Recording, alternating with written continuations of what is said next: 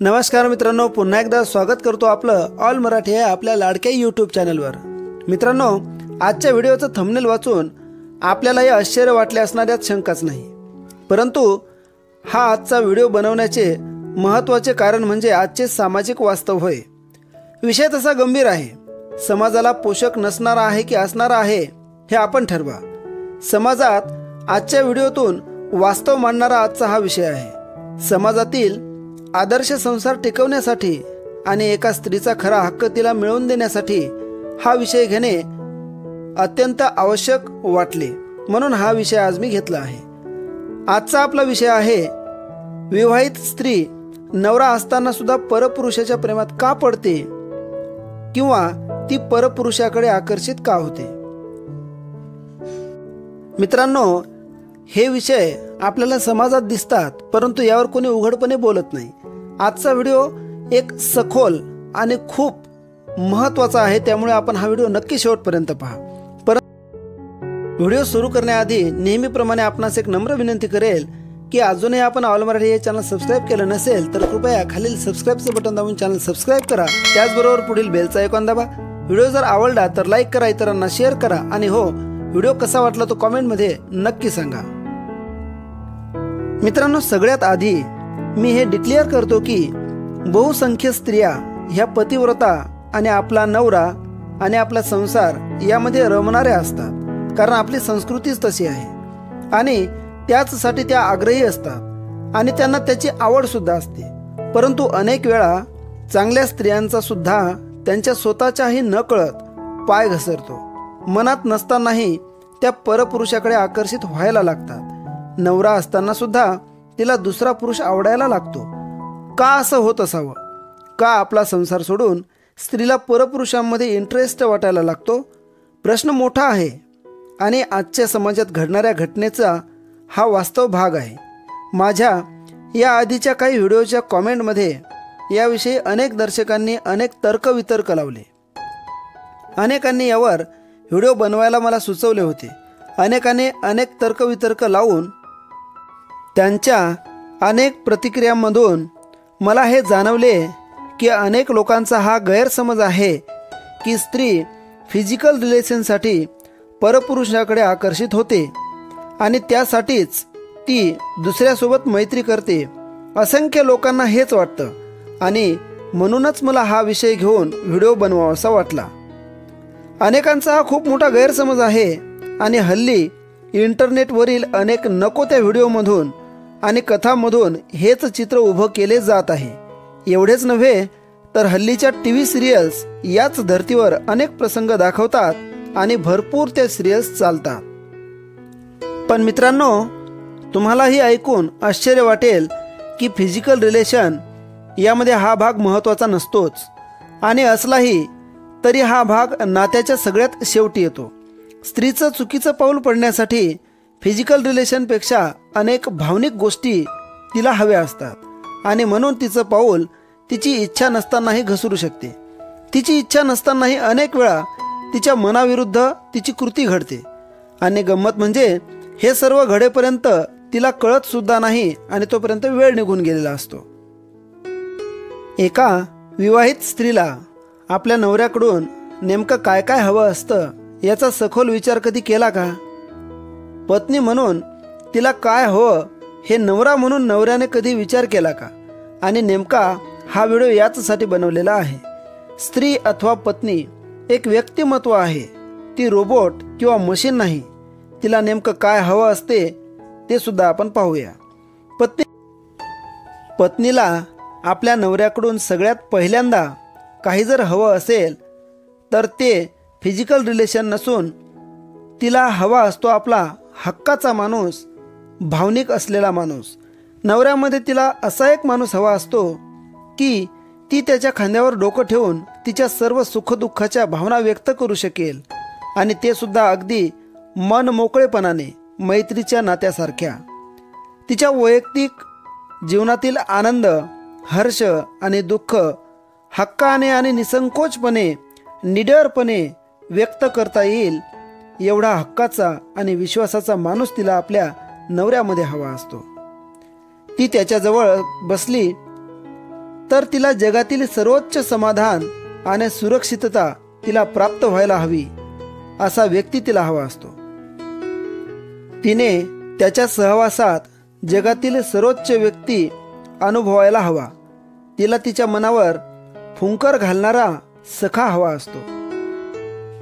जेव्हा नवरा बायकोमध्ये असे नाते नसते, या सर्व भावनिक नात्याची कमतरता भासते, तेव्हा तिचा नकळत हे सर्व पुरवणाऱ्या व्यक्तीकडे मनाने ती झुकायला लागते. अशा व्यक्तीच्या सहवासात तिला सुरक्षित वाटायला लागते आणि मानसिक भावनिक गरज म्हणून तिचा नकळत पाय घसरायला सुरुवात होते. म्हणून जगातील प्रत्येक नवऱ्याने आपल्या पत्नीशी हक्काच्या माणसाचे मैत्रीचे नातेसंबंध प्रस्थापित करणे आवश्यक आहे. कारण स्त्री काही नवऱ्याच्या रिमोटवर चालणारा रोबोट नाही. तिला मन, भावना आहेत आणि तिच्या मनाचा, भावनेचा आदर करून तिच्याशी नाते असावे.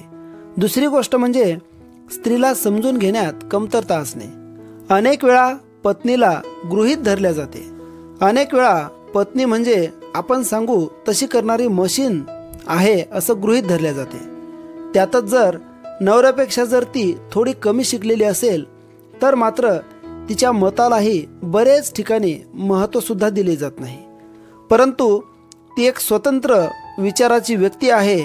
तिला सुद्धा भावना, विचार, मन आहे याचा विचार होत नाही. तिच्या आंतरिक भावना व्यक्त करण्यासाठी तिला हक्काचे व्यासपीठ उपलब्ध न झाल्याने ती अस्वस्थ होते, ती बेचैन होते, तिचा श्वास कोंडल्यासारखा होतो. ती भावना मोकळ्या करण्यासाठी तळमळते आणि याच काळात नवऱ्याने तिचे न ऐकल्यास आणि नेमकं याच वेळेत तिला जर इतर कुणाची भावनिक साथ मिळाली की नैसर्गिकच ती त्या व्यक्तीकडे आकर्षित होण्यास प्रवृत्त होते. तिची सामाजिक आणि कौटुंबिक स्थिती अनेक वेळा पुरुषाने समजून न घेतल्याने तिला आपली किंमतच शून्य आहे असे वाटायला लागते. तिच्या असण्याने आणि नसण्याने कुणाला काही फरक पडत नाही असे जेव्हा तिला वाटायला लागते तेव्हा ती स्वतःचं महत्त्व हरवून बसते. अशा वेळी ज्या व्यक्तीने तिला महत्त्व दिलं त्या व्यक्तीच्या निकट ती नकळत ओढली जाते.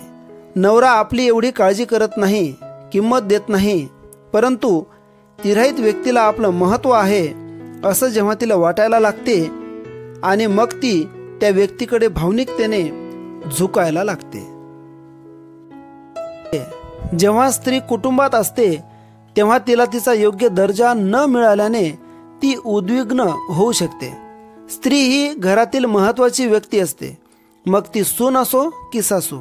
परंतु अनेक वेळा कुटुंबातून छळ, कपट, कारस्थान सतत सुरू असल्याने तिचे कौटुंबिक प्रेम कमी व्हायला लागते. हळूहळू ती स्वतःचे दुःख इतरांना सांगायला सुरुवात करते. कारण घरातील स्वतःचा नवरा आणि कुटुंबीय ऐकत नसल्यास भावना व्यक्त करायला इतर कुणीतरी शोधून त्याच्याजवळ भावना व्यक्त करून मोकळ्या केल्या जातात. तिला भावनिक आधार मिळतो, भावना निघणारच आणि मग अशा वेळी एकीकडे नात्यात दरी तर दुसरीकडे ओढ अशी स्थिती तयार होऊन स्त्रीचं पाऊल घसरू शकते. फिजिकल रिलेशन हे सगळ्यात शेवटी येते. कारण भावना जुळलेल्या असल्या तरच फिजिकल रिलेशनकडे आवडीने वळल्या जाते. त्यामुळे अनेकांच्या मनातील हा गैरसमज दूर होऊन तिच्या अस्तित्वाचा, आपलेपणाचा, कर्तव्याचा आणि जिव्हाळ्याचा विचार व्हायलाच हवा. स्त्री खूप कणखर असते. ती सहसा आपले पाऊल चुकीच्या दिशेने पडू देतच नाही. परंतु तिच्या ह्या गोष्टीचा कधीच विचार होत नसेल तर मात्र ती जर एकदा चुकली की समाज आणि इतरांचा विचार करत नाही. कारण सहनशीलतेच्या बाहेर गेल्यास ती एक व्यक्ती आहे आणि एक व्यक्ती म्हणून ती विचार करत नाही. त्यामुळे तिच्या सहनशीलतेचा अंत न पाहता तिच्या भावनेचा विचार व्हावा. तिला प्रेम, जिव्हाळा, आपुलकी आणि तिचे कौटुंबिक अस्तित्व जाणून तिच्या भावनेचा आदर आणि कदर करायला शिकलं पाहिजे. आधी सर्व गोष्टी कळत होत्याच. आधीची स्त्री सुद्धा स्वतःच्या अधिकार आणि हक्कांबद्दल जाणून होतीच, परंतु ती पुरुष अहंकाराच्या खाली दाबल्या जात होती. आणि शिक्षण म्हणा की जनजागृती आणि अधिकार माहीत नसल्यामुळे म्हणा ती चुकीच्या दबावाखाली दबून जाऊन स्वतःच्या इच्छा आकांक्षा मारायची. परंतु हल्लीच्या स्त्रीला तिच्या आयुष्याचा अर्थ कळला. तिला तिच्या भावना दडपून जगायचं नाही. तिच्या भावना आणि तिचं आयुष्य तिला जगायचं आहे. आणि का नाही जगावं? तिला तिचा जगण्याचा अधिकार कळून ती जागृत झालेली आहेच. स्त्री चुकीचे पाऊल टाकण्याआधी किंवा पडण्याआधी 100 वेळा विचार करते. ती खूप कणखर असते, परंतु एक वेळ अशी येते की तिलाही तिचा नाईलाज होतो आणि मनात नसतानाही हातातून वाळू निसटून जावी तसं आयुष्य जात असल्याने तिचाही आयुष्याकडे पाहण्याचा दृष्टिकोन बिघडतो आणि ती चुकतेच. त्यामुळे नवऱ्यांनी वेळीच सावध होऊन आपले पत्नी प्रति कर्तव्य नीट पार पाडायला हवे. ती यंत्र नव्हे, ती एक व्यक्ती आहे याचा 100 वेळा विचार करून तिच्या मनाचा भावनेचा विचार व्हायला हवा. तिला नवरा म्हणून क्वालिटी टाईम द्यायला हवा. प्रत्येक सजीवाला प्रेमाची भूक असते, तर ती एका स्त्रीला का नसेल? पैसा, दागिने, संपत्ती एकीकडे आणि प्रेम, आपुलकी, आपलेपण एकीकडे असते. तिची मानसिकता बिघडण्याआधी तिला भावनिक, मानसिक आधार द्यायला हवा. पत्नी घरातील सगळ्यात महत्त्वाची व्यक्ती असते. घरातील प्रत्येकासाठी ती राबते, परंतु तिला फक्त गरजेची वस्तू बनवून ठेवू नये. तिच्या मनाला काय लागते, तिला काय हवं, तिची भावनिक गरज काय, तिचं शारीरिक दुःख काही आहे का, अशा अनेक गोष्टींचा विचार होणे आवश्यक असते.